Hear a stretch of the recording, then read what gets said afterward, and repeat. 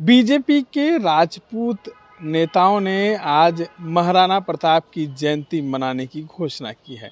एक तरफ राजीव प्रताप रूढ़ी बाबू वीर कुंवर सिंह की जयंती के अवसर पर पटना के मरीन ड्राइव पर एयर शो का आयोजन करते हैं, तो वहीं अब महाराणा प्रताप का कार्यक्रम जो है वो आयोजन किया जाएगा। इस दौरान जो है केंद्र के मंत्री जो हैं रक्षा मंत्री राजनाथ सिंह पहुंचेंगे।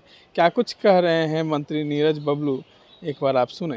बाबू आदरणीय राघवेंद्र बाबू, माननीय विधायक संजय जी, माननीय विधायक रणधीर जी, माननीय विधायक व्यास जी, माननीय विधायक जनक जी, राजेंद्र जी, अमृता जी और राजेश जी, सभी हमारे अतिथि यहाँ उपस्थित हैं। हम लोग एक जानकारी के लिए आपको बुलाए हैं। जानकारी ये है कि 9 मई को महाराणा प्रताप जी की जयंती मनाने का फैसला लिया गया है भारतीय जनता पार्टी की तरफ से। यह स्थान बापू सभागार में होगा और इसका समय 11:30 बजे दिन में है। और इस कार्यक्रम में हमारे भारतीय जनता पार्टी के सीनियर नेता केंद्रीय मंत्री आदरणीय गजेंद्र सिंह शेखावत जी मुख्य अतिथि के रूप में उसमें आएंगे। और उसमें एक और विशिष्ट अतिथि के रूप में आदरणीय राजनाथ सिंह जी जो हमारे रक्षा मंत्री हैं, वो वीडियो कॉन्फ्रेंसिंग के माध्यम से उस कार्यक्रम को संबोधित करेंगे।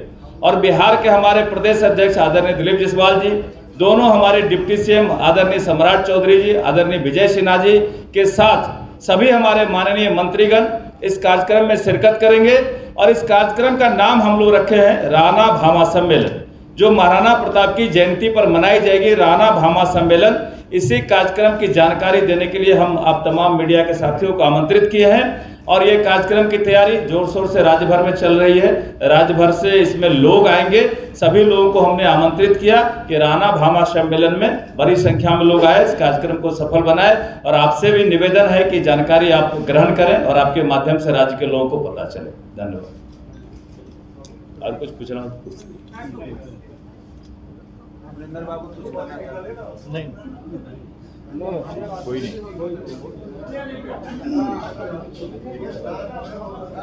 राणा भामा सम्मेलन, इस सम्मेलन का नाम हम लोग रखे हैं राणा भामा सम्मेलन। सर, एक सवाल है जी। अभी हाल के दिनों में कुंवर सिंह की जयंती मनाई गई जी हाँ। और इस दौरान भी आप लोगों की तरफ से कार्यक्रम हुआ था। राजीव प्रताप रूढ़ी जी आए थे और उनका एक भाषण हुआ था। उस भाषण को लेकर बड़ी चर्चा हुई, बड़ा विवाद भी हुआ था। ये जो जाति आधारित आप लोग कार्यक्रम कर रहे हैं लगातार, राजपूतों को लुभाने की कोशिश, एक तरीके से गोलबंदी कोशिश हो रही है, क्या भारतीय जनता पार्टी को लगता है कि आप लोगों की बयान से राजपूत वोट बैंक जो है आपका वो फिसल रहा है? गलत सोच है आपका। ये कोई जातीय सम्मेलन हम लोग नहीं करते हैं।